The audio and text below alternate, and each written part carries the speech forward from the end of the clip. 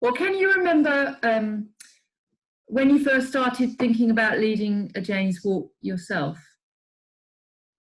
I never intended to do one, but just was in the pub with you, I suppose.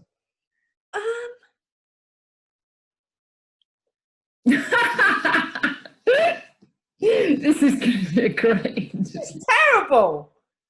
Like, thank God you can edit it. Well, okay.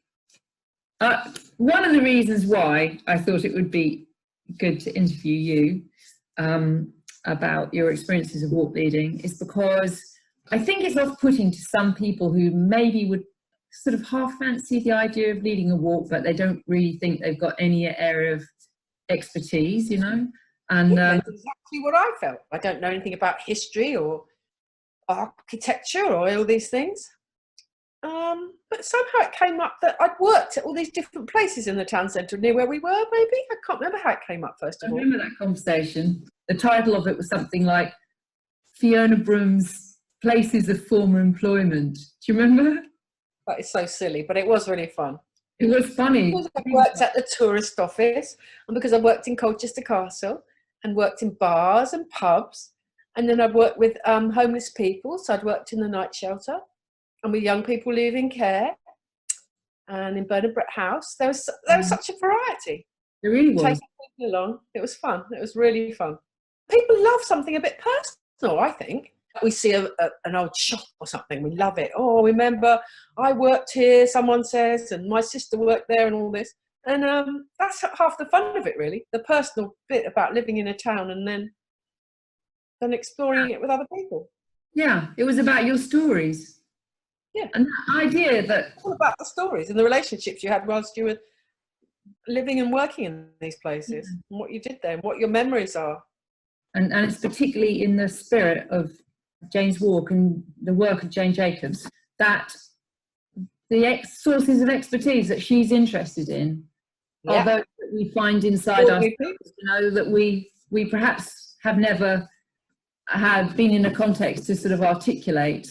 But in fact, we do have that knowledge about the places that we live in just by virtue of the fact that we know that this is where we work and live and play, and drawing out that expertise. That's what Jane's Walk is really about. They're about walking conversations, aren't they? You know, any walk that really brings people together on the streets, sharing stories, sharing their knowledge of a place is what it's about.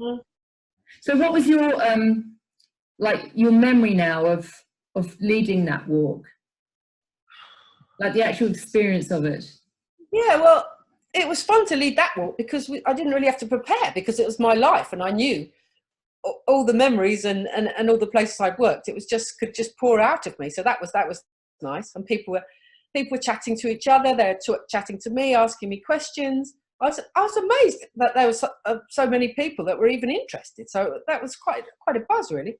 Yeah. I did lead another walk the next year. That was fun. Just because of that painter, Charles Debenham. And we loved seeing him. For years I've seen him painting around the town. Little odd parts of the town, like not touristy parts, not nice parts of the town, little alleyways and little awkward corners, and I don't know, just lots of interesting pictures he's done. We called it something like Hidden in Plain Sight, I think, because it was just so ordinary but so special to us people of Colchester that like it. Yeah. The sort of grotty bits of town, in a way. It really wasn't a beautiful walk. But it was beautiful to us because we were looking in all these little views and corners and old shops that were there, so we liked it. The point is, we want people to do walks and not be put off doing walks, and just saying about their neighbourhood is great. Everyone should do that.